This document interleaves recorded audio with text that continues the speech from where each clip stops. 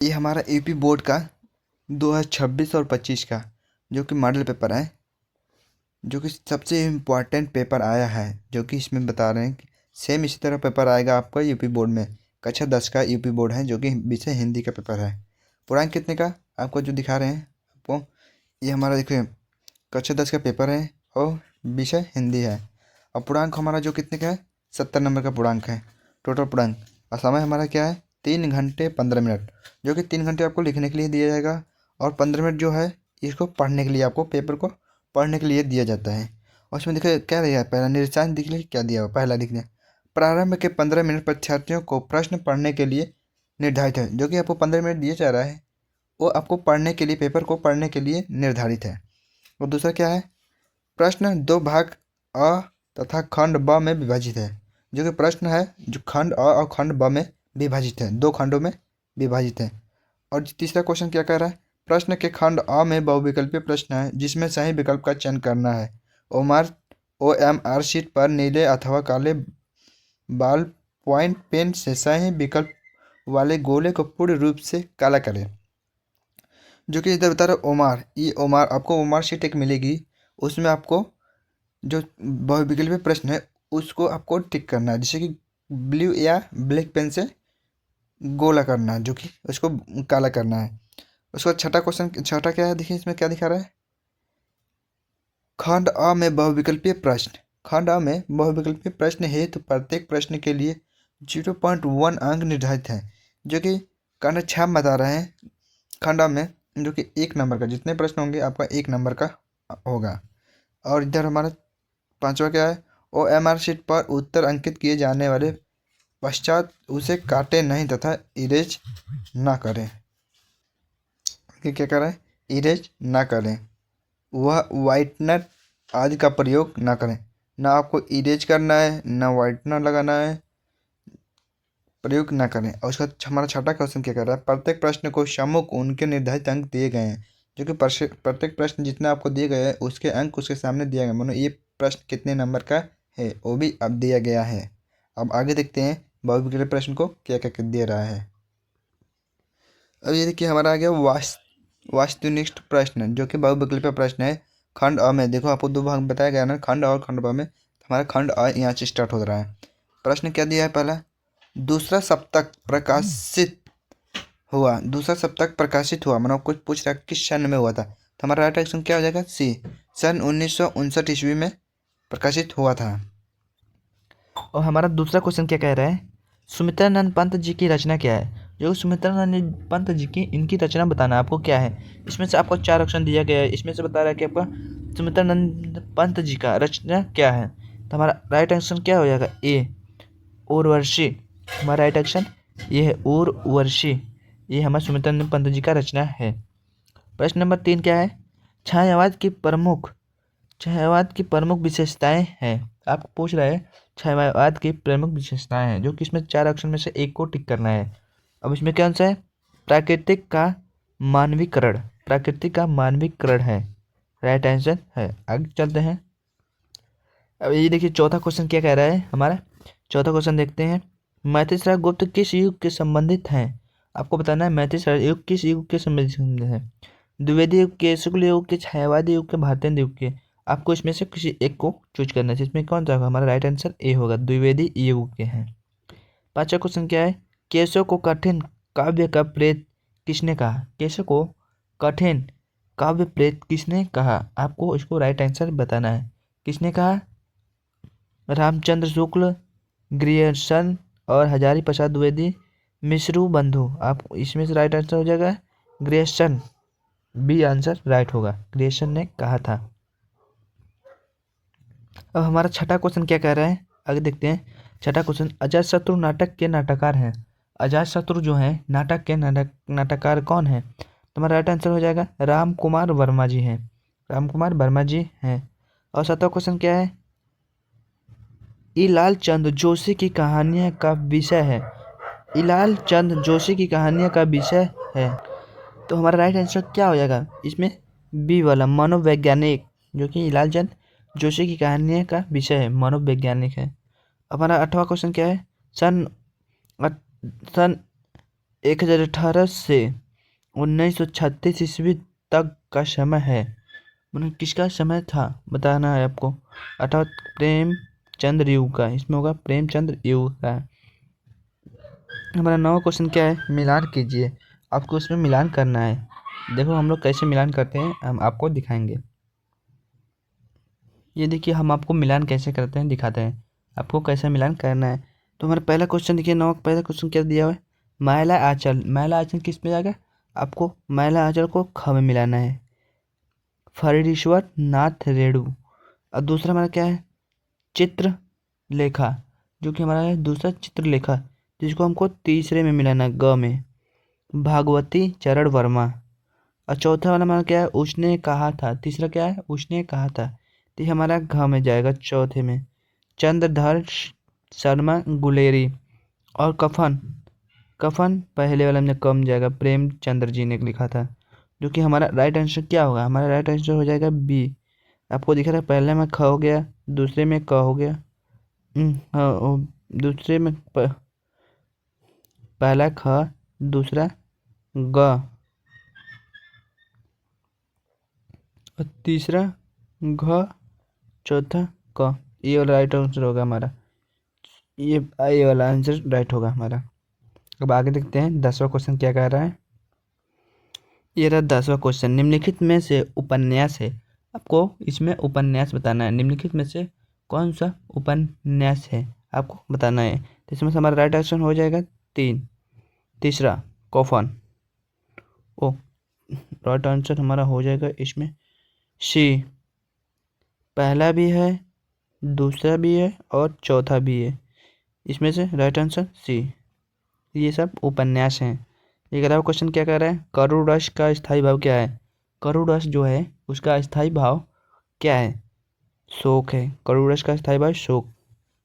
अब आगे देखते हैं 12वां क्वेश्चन क्या है। ये रहा हमारा 12वां क्वेश्चन, जो कि इसमें बोल रहा है, सोहत ओढ़े पीत पट श्याम सलोने गात, मानो नीलमणि शैल पर अर्थात परयो प्रभात। उपरोक्त पंक्तियों में कौन सा अलंकार है, आपको इसमें अलंकार बताना है। तो हमारा कौन सा अलंकार है इसमें बताना है। तो हमारा कौन सा अलंकार है, इसमें उपमा अलंकार है, जो कि उपमा अलंकार का भाव उत्पन्न हो रहा है, ये हमारा उपमा अलंकार होगा। और तीसरा 13वां क्या है, यह एक 13वां देखिए क्या है, यह एक सममात्रिक छंद है। इसमें 4 चढ़ होते हैं, प्रत्येक चढ़ में 11 और 13 के विराम में 24 मात्राएं होती हैं। किस छंद का लक्षण है, आपको इसमें किस छंद का लक्षण बताना है। सोरठा है, ये बता रहे सोरठा है कि रोला है कि चौपाई है कि दोहा है, इसमें से आपको बताना है कौन सा है। तो इसमें से हमारा राइट आंसर क्या होगा, राइट आंसर क्या होगा, देखिए राइट आंसर हमारा सोरठा होगा। इसमें से सोरठा राइट आंसर हमारा होगा, सोरठा। 14वां क्वेश्चन क्या है, प्रहार शब्द में किस उपसर्ग का प्रयोग किया जाता है। प्रहार शब्द जो है किस उपसर्ग में प्रयोग किया जाता है। प्रहार आपको बताना है, प्रहार शब्द किस प्रहार में उपयोग में किया जाता है। तो हमारा राइट आंसर क्या हो जाएगा, नेर में प्रयोग किया जाता है। अब आगे देखते हैं 15वां क्वेश्चन क्या कह रहा है। ये रहा हमारा 15वां क्वेश्चन, पंचतंत्र में कौन सा समास है, आपको बताना है पंचतंत्र में कौन सा समास है। तो हमारा डी वाला ऑप्शन होगा राइट, द्वंद्व समास। 16वां क्वेश्चन क्या है, 16 अर्थ के आधार पर वाक्य के कितने भेद होते हैं।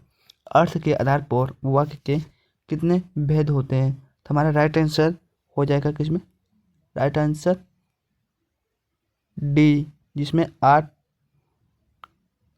वाक्य के कितने वाक्य 8 वाक्य होते हैं। 17वां क्या है, आंसू का तत्व रूप है, आपको बताना है आंसू का तत्व रूप क्या है। आंसू का तत्व रूप क्या है, आँख। 18वां क्वेश्चन क्या है, कर्मवाचक में प्रधानता होती है। कर्मवाचक में प्रधानता होती है तो क्या होती है, नंबर 1 कर्ता की प्रधानता, भाव की प्रधानता, कर्म की प्रधानता, इनमें से कोई नहीं। तो आपको राइट आंसर बताना है, इसमें कौन सा होगा हमारा सी वाला, कर्म के प्रधानता, ये हमारा राइट आंसर होगा। अब हमारा 19वां क्वेश्चन क्या कर रहे हैं, ताव्य शब्द में वचन और विभक्ति है। ताव्य शब्द में वचन और विभक्ति है, इसमें आपको विभक्ति बताना है, कौन सा वचन और कौन सा विभक्ति है। तो हमारा कौन सा हो जाएगा, षष्ठी विभक्ति एक वचन है। 20वां क्वेश्चन क्या है, निम्नलिखित शब्दों में सर्वनाम है। निम्नलिखित शब्दों में सर्वनाम क्या है। हमारा राइट आंसर हो जाएगा कोई नहीं, इसमें से कोई नहीं सर्वनाम है। आगे की तरह देखते हैं। अब हम लोग पहुंचेंगे खंड ब में। ये रहा खंड ब, गुणात्मक प्रश्न जो कि है खंड ब में हम लोग पहुंच चुके हुए हैं। अब इसमें सबको बताना है खंड ब। तो इसमें पहला प्रश्न दिया हुआ है, निम्नलिखित गद्यांश पर आधारित 3 प्रश्नों का उत्तर दीजिए। जो कि आपको 3 प्रश्न का उत्तर देना है, जिसमें इसमें नंबर कितने का है, इसमें पूर्णांक दिया हुआ है 3 गुणे 2 मतलब 3 दूना 6, जो कि एक नंबर है, जो कि नंबर जितने हैं मतलब 2 नंबर के 3 क्वेश्चन है, 2 नंबर का है। इसमें देखो लिखा क्वेश्चन दिया क्या है, भिन्न भिन्न धर्मों के मानने वाले भी जो सारी दुनिया के सभी देशों में बसे हुए हैं, यहाँ भी थोड़ी थोड़ी संख्या में पाए जाते हैं। और जिस तरह यहाँ की बालियों की गिनती आसान नहीं, उसी तरह यहाँ भिन्न भिन्न धर्मों के संप्रदायों की भी गिनती आसान नहीं। इन विभिन्नताओं को देखकर अगर अपरिचित आदमी घबरा कर कह उठे कि यह एक देश नहीं अनेक देशों का एक समूह है, यह एक जाति नहीं अनेक जातियों का एक समूह है, तो इसमें आश्चर्य की बात नहीं, क्योंकि ऊपर से देखने वाले को जो गहराई में नहीं जाता विभिन्नता भी देखने में आएगी। आपको इसमें 3 क्वेश्चन दिए गए हैं, कौन कौन से। इसमें देखिए पहला क्वेश्चन है, उपरोक्त गद्यांश का संदर्भ लिखिए। आपको उपरोक्त गद्यांश का संदर्भ लिखना हुआ है। और दूसरा क्या है, लेखक के भारतीय संस्कृति के अनेक देशों का समूह क्यों कहा जाता है। और तीसरा क्या है, रेखांकित अंशों की व्याख्या कीजिए। हमको आपको आंसर दिखा रहे हैं क्या क्या लिखना है। उपरोक्त गद्यांश के संदर्भ लिखना है, उसके बाद व्याख्या करना है, उसके अनुसार करना है। अब दिखाएंगे आपको आंसर, अभी हम लिखवा रहे हैं। देखिए खंड द जो गुणात्मक बताया गया है, ये प्रश्न है। इसमें गद्यांश संदर्भ का संदर्भ लिखा हुआ है। इसमें देखिए बताया गया है,